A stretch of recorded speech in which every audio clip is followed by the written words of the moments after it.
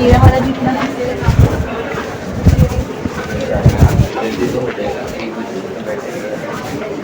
एक बजे कैसे 12 बजे क्लास खत्म हो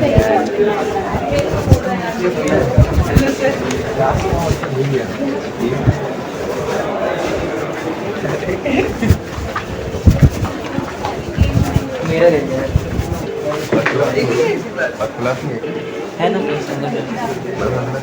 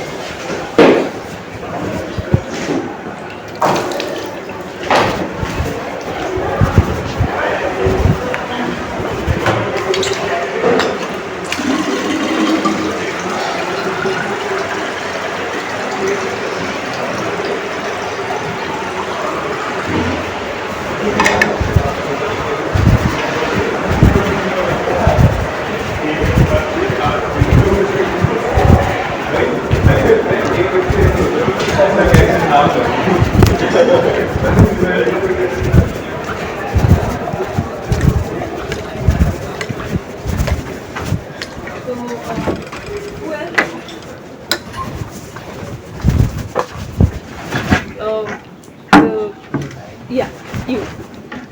Can you introduce? I'm Samyak and I'm a fifth year Okay, which? of computer science department. And I'm doing it fourth year. I'm doing degree of computer science. and Aarti, right? Yes, ma'am. I am Aarti Dikshit and I am from Metallurgical and Materials Engineering from NIT Srinagar. I am currently in my fourth year. Who else? Hello, I am Sakshi. I am in third year engineering department. Fourth year chemical. You there? Yes. And I'm Harsh. I'm from Patna and my branch is material science and engineering. okay, which year? Fourth year.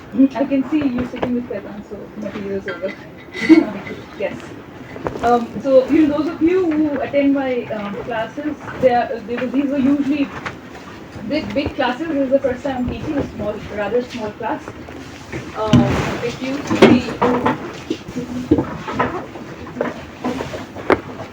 to be about 80, 90 students. And this time to 50. So we will be under 50 anyway because it just gets out of my hand. The groups are too large to present, and I don't think I am able to do justice to the course.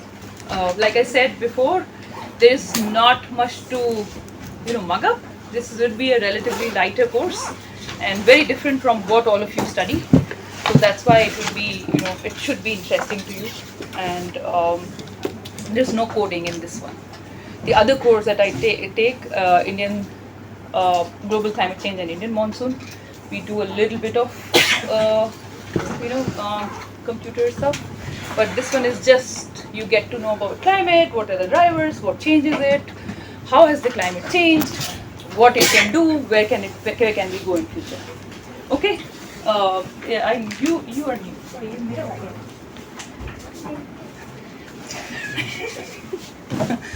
Chalo. You're new, isn't it? No, you were there. You were there, right? All right. So I'll upload. I've been a bit tardy because I was not in Delhi, but then I'll upload the course policies definitely today on Moodle, and the first lecture I'll upload as and when we go forward. Okay.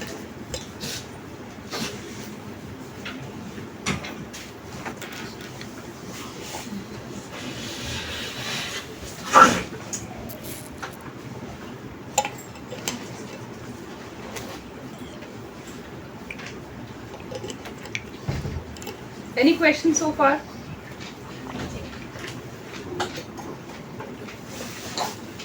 कोई questions है?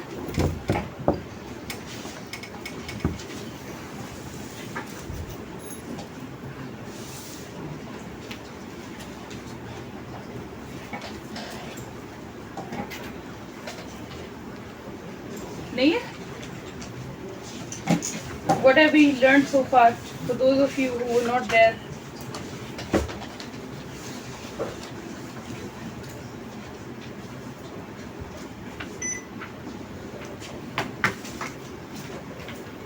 Why are we doing paleoclimate? ये तो सबको पता है. Bag छोड़ दो. अभी है 1 घंटा यहाँ पे. बैग तक क्या होता है? बस भाग जाएंगे. Relax, okay? किसी को कोई जल्दी नहीं है. बहुत ज़्यादा नहीं है इस कोर्स में. So just relax. Okay, so what have we been doing?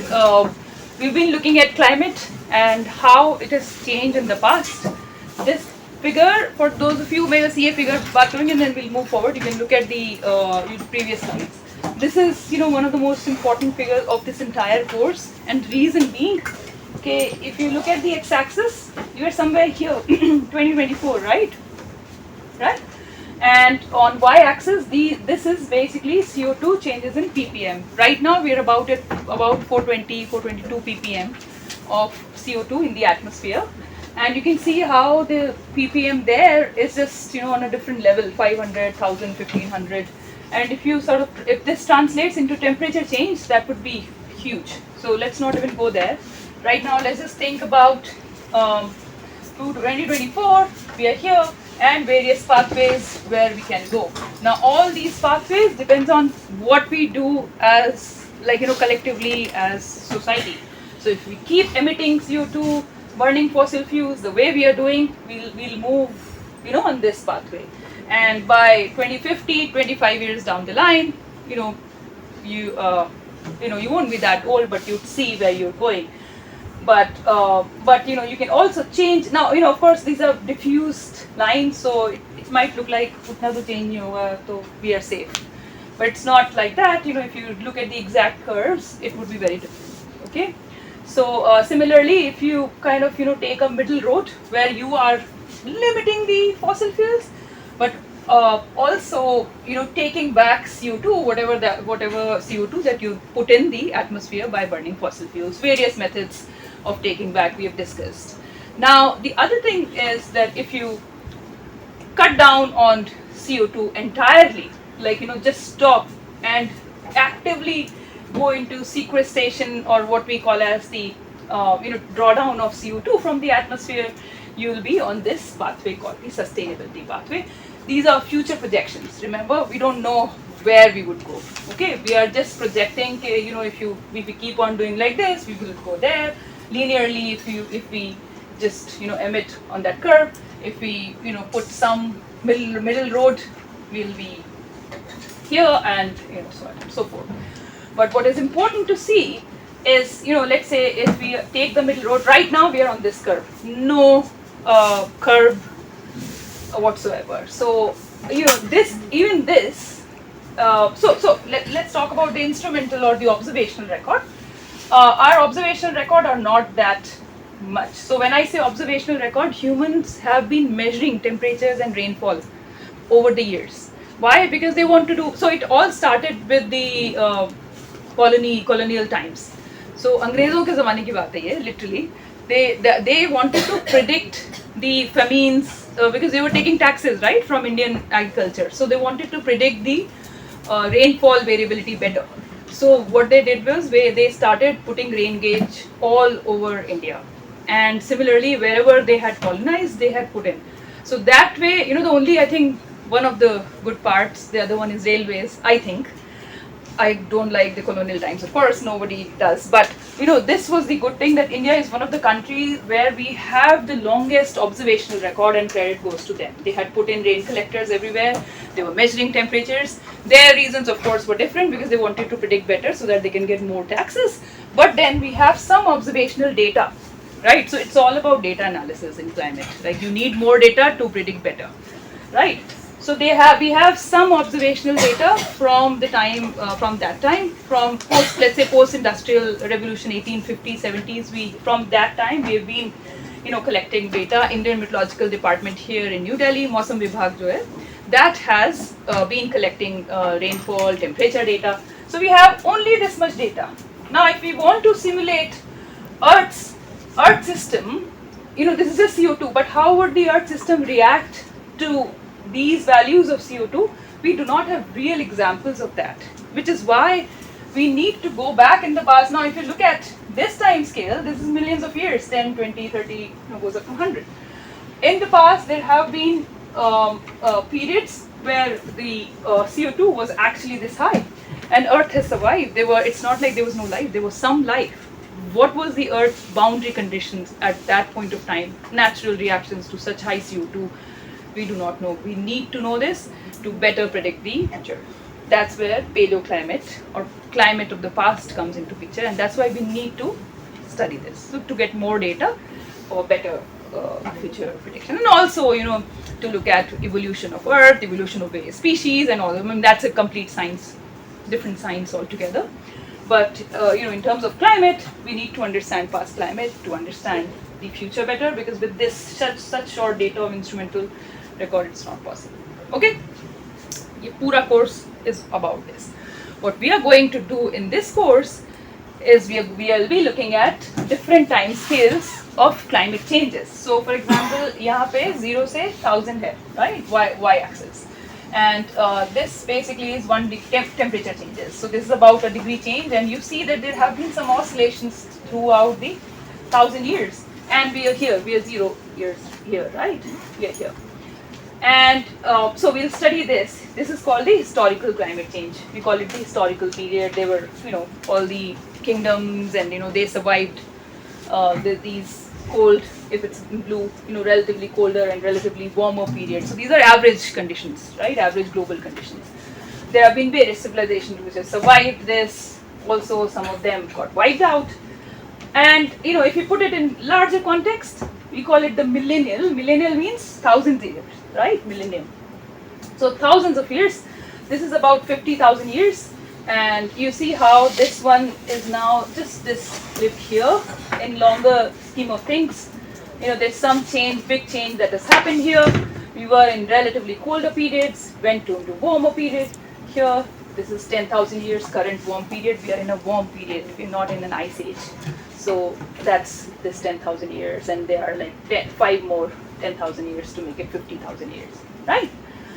Now, if we put it in even bigger context, this is orbital changes. We'll talk about how Earth's changes in Earth's orbit changes the amount of radiation that we get from the sun. See, ultimately, it's that energy that is controlling, that is actually not balanced. Because if we are putting in unnatural CO2, which was not part of the system, which was actually in the Earth, and now we are putting it back, so the energy balance that was there, we were receiving some amount of energy from the sun, and we were happy. Temperatures was maintained. Global average temperatures were about 17 degrees. Had it not been, and I think I talk about the greenhouse gases at some point, But had it not been for the greenhouse gases, we were at minus 15 degrees centigrade. So we are at a distance from, not in this class, but we are at a distance from Earth, from Sun, that if without that greenhouse gases in our atmosphere, we would have been at minus 15 or minus 17 degrees. But it's for the greenhouse gases that entirely balances our system, and we are at about 17, 18 degrees, which is again global average I'm talking about. There are some regions which are at higher and even lower. So that makes Earth livable. Now what we are putting in is we are putting in extra CO2 in the atmosphere, or extra greenhouse gases. So that imbalance in the energy budget is what is making the Earth warmer. Okay. So anyway, but in the past, because of the Earth's orbital changes, even the amount of radiation that was coming from the sun, so the energy that was coming also changed, and because of which they were cold and warm periods. So you can see some sort of cyclicity, relatively smaller cycle of 40,000 years, or 40 kilo years, change into 100 kilo years cycle. These are what we call as the ice ages and non-ice ages. We are currently in the warm period. The last ice age was this. And there have been 5 ice ages, 4 ice ages before it. There were some changes that led to this kind of 40,000 cycle to 100,000 cycle. We are now in the 100,000 cycle. We'll talk about this briefly. It's a topic of active research. And then even larger is something like tectonic climate change, which is like why the mountains were formed, what led to Pangea breaking, and Indian subcontinent making and all that. So climate was very different, and you can see in the longer scheme of things, everything kind of goes down to minuscule thing where it does not matter. So this time scale is not very well understood. This is what is relatively people are making good progress in understanding ice ages and non-ice ages. This is where we have a better control, and this is good. So we are good in this period. Quickly looking at the climate system. So when I say that these changes are external forces not in our hands, changes in Earth's orbit, changes in sun strength, plate tectonics can happen, which lead to changes in these systems, and this is what we want to predict.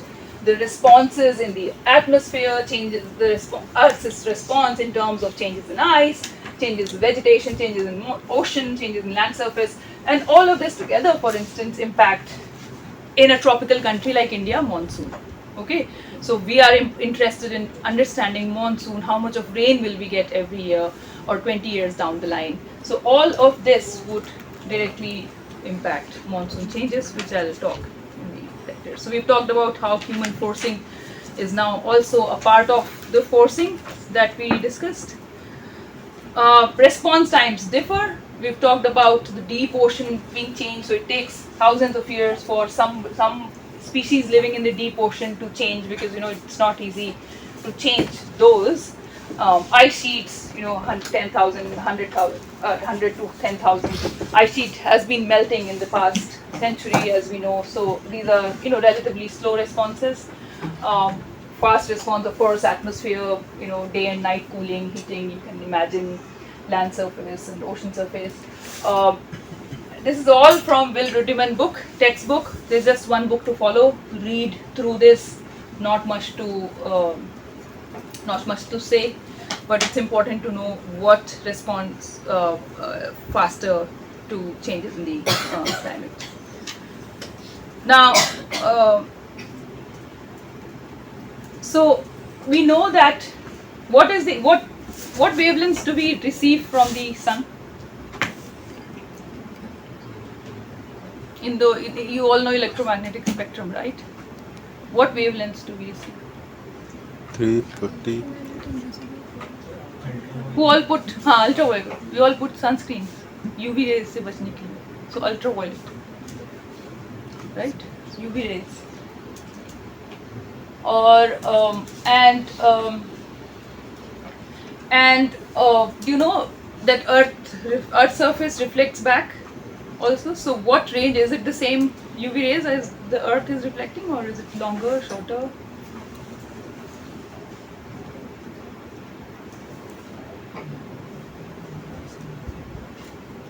those of you who've attended monsoon, Next back shorter wavelength. shorter. So you mean even shorter than UV, X-ray, longer, infrared. So Earth reflects back in infrared.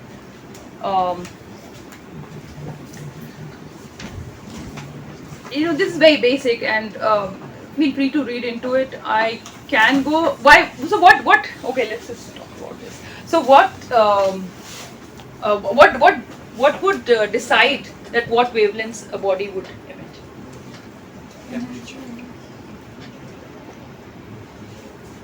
Temperature? Energy. What's that? Energy. Energy. What is the law? What is the physics people? Stephen Boltzmann law. What was that? It's inversely proportional to the, right? किसी को याद है? सब JEE वाले भूल गए. किसी को याद है? याद करके आना. Okay, you will explain. Next class you will have to just read into. ये थोड़ा सा पढ़ के आओ. कि why, what decides, why sun is giving. This is very straightforward. Why sun gives us, ultraviolet, and why earth infrared. Okay? Maybe the answer is in the book. Rudiman, Parna. Okay? You will go. The phase displacement lambda t is constant basically. Right, And lambda t was 2.8 into 10, 2.9 into 10 raised to the minus 3 I think. right. So that's how T is the surface temperature. of the sun. Temperatures. So that's why sun gets a lower wavelength. Right. That's the answer. So, जिसको नहीं समझा है अपने आप याद कर लें. Just brush up. You all know it. Okay. Right. So we have the amount of radiation we know that we receive from sun is, and again, why I am going into this watts per meter square power and all is because we'll talk about the radiation budget. This is very critical when we talk about global warming. We need to know what is being absorbed, and it's very it's defined. It's just 47%. It would not change. So it's very well nicely defined. What changes is the atmospheric concentration, and then what is absorbed and radiated back, greenhouse effect basically, then changes the entire balance. Otherwise, if you look at what comes in 100%, and if you look at what goes back 30% and 70%, whatever is happening in between. So it's completely, entirely balanced. So, this balance when it goes off is what causes the warming, and that is what is CO2 in the atmosphere is causing CO2 amount. Okay, so yeah, this is all again text taken from Rudiman book. Please go read it. We receive about, what is watts per meter square? What is what unit? What is watt? Power. And watts per meter square is Intensity. density, right? So the amount of energy that we get per meter square on the Earth's surface is about 1362. Okay, and since Earth, if like you see in this picture here, if Earth was a non-rotating disk of surface area 4 pi r square, it would be about 1362, but it's spherical and it's rotating, it's r square, and so the average radiation at surface is about 340. You can just divide by 4 by 340 watts per meter square. All right. So now, if we imagine that this is what is coming on the Earth's surface here, out of this, like I said, this is all very well defined. 47% is absorbed. Remaining 100 minus 47 is 53. So remaining 4% gets reflected from the Earth's surface. There is some absorption and reflection from the clouds also. So you have 23% that is absorbed and 26% reflected and scattered. So now if you look at the back radiation, because Earth has absorbed something. So if you look at what has been going back from the Earth, it's about 5%, 109, 65, 96 is radiated back. Now this is percentage of what is here, okay? And there is some lost as 29% is lost as latent and sensible heat. And also, so overall what goes back in the atmosphere or in the space is about 70%. So it's nicely balanced. But what is important to see, depending on what the temperature of the body that is emitting the energy, or the intensity of the energy is, it's the intensity of the radiation is 340 watts per meter square, and this is actually the short wave that is coming in, UV rays, and we reflect, we radiate ultimately the radiated energy is in the long wave radiation, and and it is this long wave which is absorbed by the CO2 and it vibrates, and that is what causes the greenhouse effect, right? Yeah.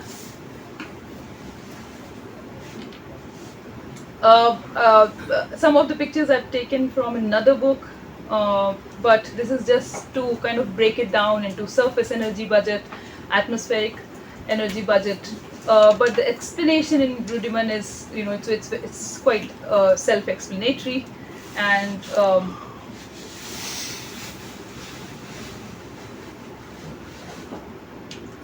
so yeah, I mean, so for example, in this one, it's slightly simpler. If you can, imagine 100% is coming, 47% absorbed, 6% reflected by surface, reflected by clouds, scattered to space. There's some absorption by air and ozone, clouds, dust, whatever is in the atmosphere, and then 47, this 7% is conducted back to the atmosphere through the atmospheric column that is there. There's latent heat, water, and then this is the reflected long wave radiation, 10% of it. Now whatever was absorbed, 23%, this 20% is radiated from clouds and radiated from other components of it. So ultimately, 10, 40, 20, 70 and 30 there. So it's perfectly balanced.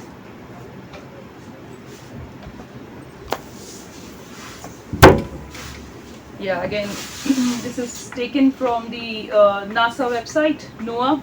There is a very nice, I remember there's a nice video on this and very nicely explained. If you want to go into like actual components, not in percentage, you can see how 340 watts per meter square is divided into various components of the Earth system. So definitely, like if you don't understand anything by by the explanation, go and look into the this website called NOAA. They have very good teaching resource in terms of videos. So I mean, right now I'm just introducing the components. When we start talking about some of these phenomena like El Nino and ocean circulation and how those were changed in the past, you might need to go back and look at the videos. I'll try and show some of the videos here, but you can also look it up. Okay. So one thing is, and I always ask this question: are we getting equal energy on the entire Earth's surface? And we also talked about this last time, that what causes seasons. Even if it's like this, would we get seasons if it's not tilted? If Earth is not tilted, would we have seasons? Then it would be like 6 months day or 6 months night. No, it will still rotate, but would it have the intensity that we are talking about? No, right? It's the tilt that is causing it, right? So let's say so you can imagine that whatever energy that we're getting from the sun is not equally distributed. There are regions which get heated a lot and regions where this energy is basically diffused on a larger surface area. So the energies here are relatively low, and these are of course poles and cold, and so there is unequal distribution of incoming solar radiation, so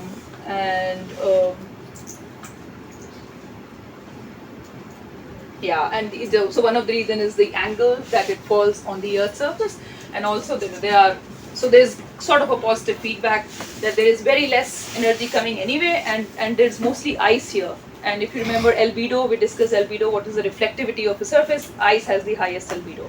So it also reflects back whatever it gets. So poles. So poles are cooler, and warmer regions lie in this on these latitudes. Now what this does, however, is it sets in various circulation. So you would imagine if there is an air parcel here and it's getting heated up, it would rise, right?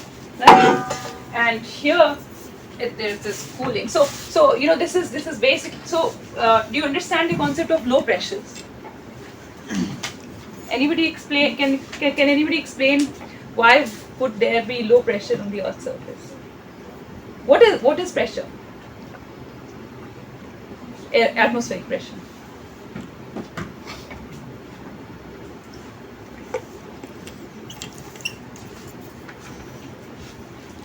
Force exerting on surface per unit area. Right. And who is exerting the force? Who on on the Earth's surface? What is it that exerts the force? Atmosphere. Weight. Somebody said but which? Gravitation. Atmosphere. You said Atmospheric right? pressure. Atmospheric pressure. So it's the atmosphere which exerts.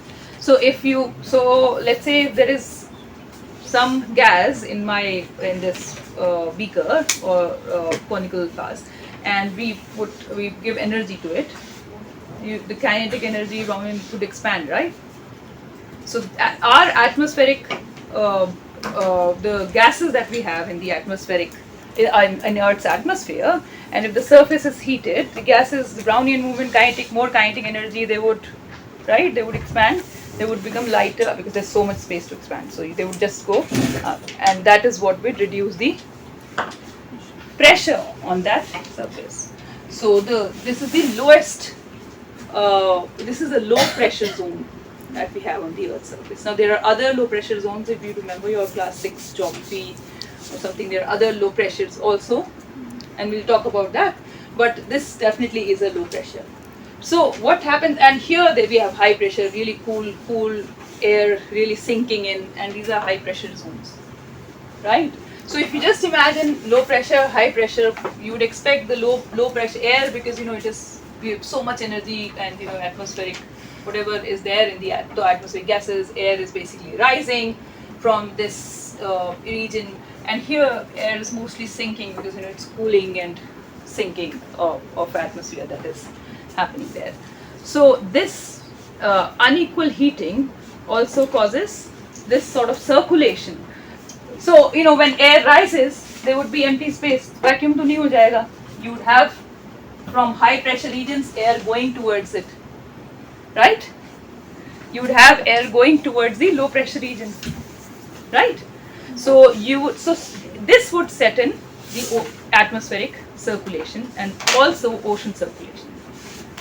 So oceans similarly with when the air moves, they also take water. We have here, how much water do we have on Earth? Right. So 70% somebody said. So water also, when wind moves, it takes along water. There are ocean currents, right? So that also kind of So if you look at the thing I was talking about, some regions being heated more as compared to others, we can look at this in terms of the latitude. So this is 0 degrees or equator, and this is 80 degrees north pole. Okay, and if we look at the intensity of radiation that we're getting from the sun, we have the incoming radiation of about 250 plus watts per meter square, and as you go northwards, polewards, it decreases like that. And in terms of outgoing, what is reflected back or whatever is going back through various surfaces, it's like that.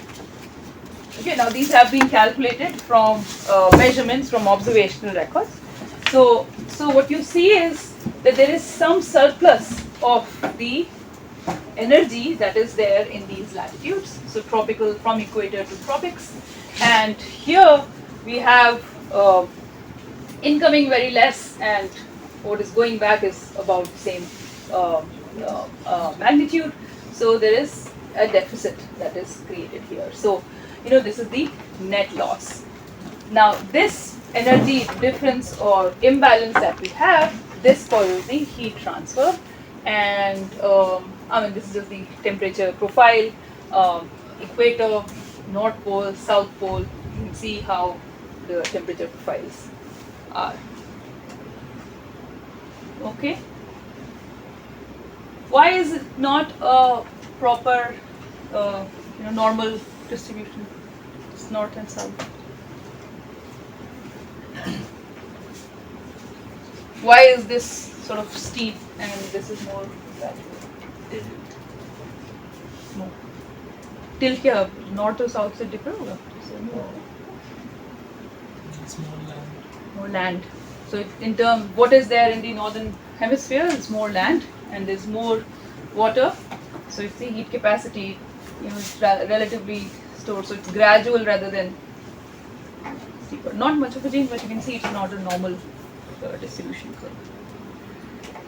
Okay, I'll touch upon all this because we'll talk about this when we start talking about climate states. This is your basic geography that you have, I think you have studied, right?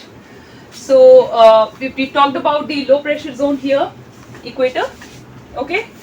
This arrow shows the air rising, okay? And these are relatively higher pressures, and you can see that it's rising and then, it moves, and there's from high pressure, there's air coming in to fill that gap. So these basically, and do you know about Coriolis force? Coriolis force? Yeah? Due to Earth's rotation. Earth's rotation, right. So, do I think I covered that. No. So, okay, I'll just tell. So, this is all in Rudiment book. If you have any question, you can look into it. But, so, due to Earth's rotation, somebody said. So from high pressure, if it was not rotating, it was a still inertial film, you would just imagine that, if there is a wind, if the velocity is like this vector, it's going straight because of the Coriolis force, it will turn left because of the rotation of the earth. It's not, so if it was not going, it will just go like straight line, but because of the rotation of the earth, if it's going to the northern, in the southern hemisphere, it will go left, and similarly, depending on where you are, which side you're looking at the earth rotation, you can see the drifting of the winds. Okay, so what is important to note, however, that winds are converging on these latitudes, 0 degree latitude, and it's also called the intertropical convergence zone. You will hear this term ITCZ, intertropical convergence zone, a number of times throughout the course, because this is very important and critical for our Indian subcontinent. And when these winds, they come and converge, if there is, because there's a lot of water in the southern hemisphere, they bring in moisture, and when they come on land, they drop moisture, and they bring, so this is what brings monsoon on the Indian subcontinent. So so here it's kind of for the ease of it, they've made it on equator, but this doesn't lie on equator because of the tilt. So this heating, because it's not standing, right, it's 23 degrees or whatever, 23.5, it's slightly tilted. So you would see that the intertropical convergence zone in the northern hemisphere summer, it's above 0 degree, and in southern hemisphere summers, when this region gets more southern part, southern hemisphere gets relatively more radiation, you would have in ITCZ moving southwards. So in our winter time, ITCZ is in the south. Got it? Can you repeat that again? Okay. So here, so first, what is intertropical convergence zone? This is where the trade winds, these are the trade winds, they converge. Okay, so if Earth was not rotating, it would just be converging like that, right? But because it's rotating, there's some Coriolis force, there are other forces, and okay, now the winds are moving because of the pressure gradient force. There's a difference in pressure, right? and there's something called pressure gradient force. If you want, I can bring in the slides for these, and we can go into, you know, what is the sine theta and all that of Coriolis force, which I teach in the other course. But I can bring in and I can explain. Or if you want, like individually, you can come and ask me. We can go through it. But for now, I'll just you can just imagine that because of the rotation, there is some movement in the Earth. So they don't, instead of going in a straight line, they would turn left or right depending on which hemisphere you are. Now, intertropical convergence zone, as it says, these are two tropics, right? One Tropic of Cancer, Tropic of Capricorn, and that's where the winds are coming from, and they converge. Okay, they converge here. So here, so technically, if Earth was not tilted, it's like, it's just straight line. It passes through the center, no angle, and it was just rotating like that. The intertropical convergence zone, because the maximum strength of the radiation would always be on the equator, and the intertropical convergence zone, which is the low pressure belt, it would lie around the equator. But since it's tilted, in the northern hemisphere, summers is when the northern hemisphere is getting the maximum sunlight, right? Radiation. So when we have northern hemisphere, our tilt is like that. We are getting direct sunlight, not actually at the equator, but somewhere here, right? So if we are getting it somewhere here, intertropical convergence zone does not form an equator. It forms in the northern hemisphere summertime. In our summertime, right where we are now, it's raining because the intertropical convergence zone is somewhere here. You know what is the latitude of India? Roughly? 19 north and something. 20 we have, right? 20. 23. So, 23, right? So it's somewhere here. Let's just imagine it's somewhere here, right? We have the intertropical convergence zone right now on India because we are in the northern hemisphere summer season or the monsoon season, just past the summer. So when there's summer, there's so much of heating on the because of the tilt. There's a board. So see, that was the good thing about large classes, that there was a board and I could draw and explain. But I can lift it up a little bit.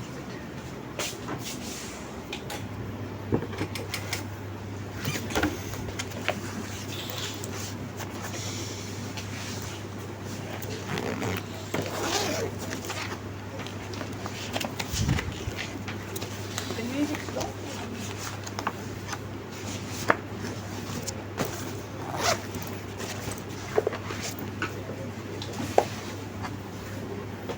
There. Never mind.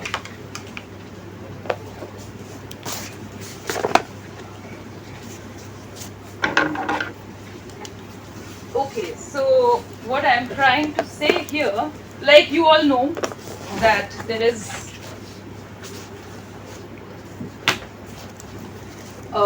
so you saw that, let's say this is and it's not a perfect circle, pardon me for my drawing, but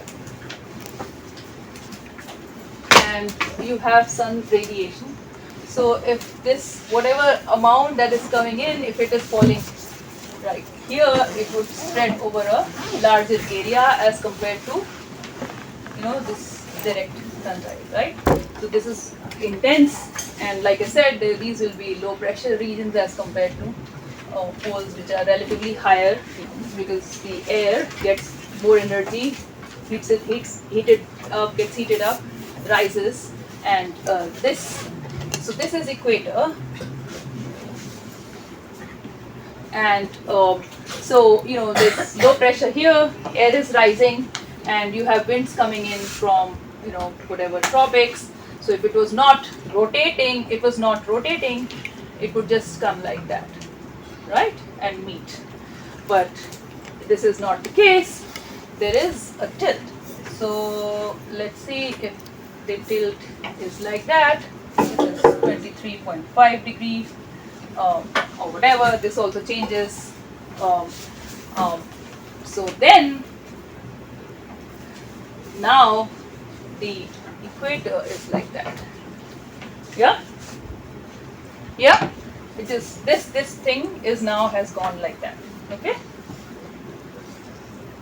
right? It is moved by that angle, right? If you look at the angle center. So this is your northern hemisphere. This is southern. When we are talking about northern hemisphere summertime, this direct light, which technically light, when I say light, these are the solar radiation, which technically was falling here, is now actually falling on some of the latitude in the northern hemisphere, right? So the low, yeah, you getting it? Yeah.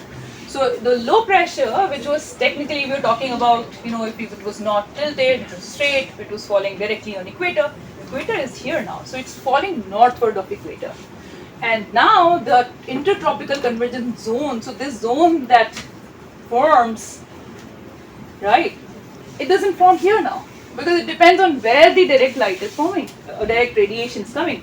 So it forms somewhere, on whatever latitude, 30 degrees, 20 degrees, 20 to 30, wherever and it's not even a straight line, it depends on how much of land. So for example, if there is some sea, Mediterranean Sea there, or some other sea in the Middle East, so how much of land, how much of water. So it's not like ITCZ. No, I mean it depends on what is the land. This is very important because that's where the trade winds now converge. And when they'll converge, they will bring in. So this is the season. So in the summertime, our Indian subcontinent, because of the Tibetan big Tibetan plateau that we have just across Himalayas, really gets heated up, right? So low pressure is created from the ocean. So you can imagine a sea breeze sort of thing from the ocean. You have winds rushing in relatively higher, relatively at cooler temperatures as compared to the land that we have on the Indian landmass. So we have winds rushing in from ocean and bringing in moisture or monsoon on the Indian subcontinent landmass. Okay, so it's all about the intertropical convergence zone. But when it's summertime, so Earth is now this is basically wherever the sun is, like the center. Now in the summertime, when it is moved here, now Earth is here, and it's still tilted in that. And now in our wind, so that is now the summer for the southern hemisphere, right? So we have summer here. Now the intertropical convergence zone, which was forming there north of equator, it goes south. So the wind's direction is now changed. Getting it? Right? This is very important, and you'll see I'll talk about it more when I talk about monsoon, because monsoon records are one record which presents Earth's climate history in a very nice way. In the tropical regions where we are, it's the monsoon which are critical for understanding the climate, and they are also very well preserved. So if we want to understand past climate, we need some proxy of the parameters that have changed. And is it time? Ek slide. So one question is, why are most deserts located around 30 degrees? Ye geography mein padha hoga 70. So now you can imagine that 30 degrees se sari air to diverge ho rahi thi, right? So jahan pe around zero ya in regions ke upar they kind of converge, but 30 degrees to high pressure zones hain, aur wahan se they are diverging, and it's mostly the this circulation would call Hadley circulation, and I'll talk about that. Hadley and Walker precipitation. These were scientists who, again, British people. So they kind of found out these circulations, and then it's named after them. But so you can see that most deserts are. I think there is a, or maybe. Yeah, so you have 30 degrees. These are the high pressure zones. There's no air converging or bringing in any moisture, and it's actually the opposite, that the divergence happening, and it supports the region. So most of the rain belt are located here, or somewhere here, as opposed to 30 degrees where. I think next time I'll bring in a slide where you see how most of the deserts, Gobi Desert, or they're all located on these latitudes, 30 degrees latitude. Okay. Okay, so this is what this basically was air circulation, and what balances out the entire global. So it's not like equator is at 50 degrees and we have freezing temperatures here. Because of the ocean and atmospheric circulation, these energy we have balanced the energy that we receive.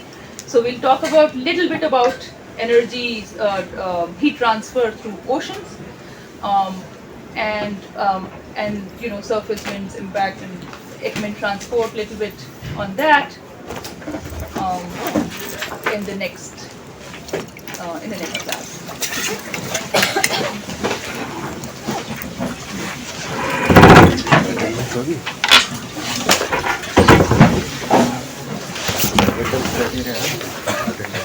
Is that the time for there was this time for there's a deadline for students to register and drop. Drop over हो गया add का start Yes.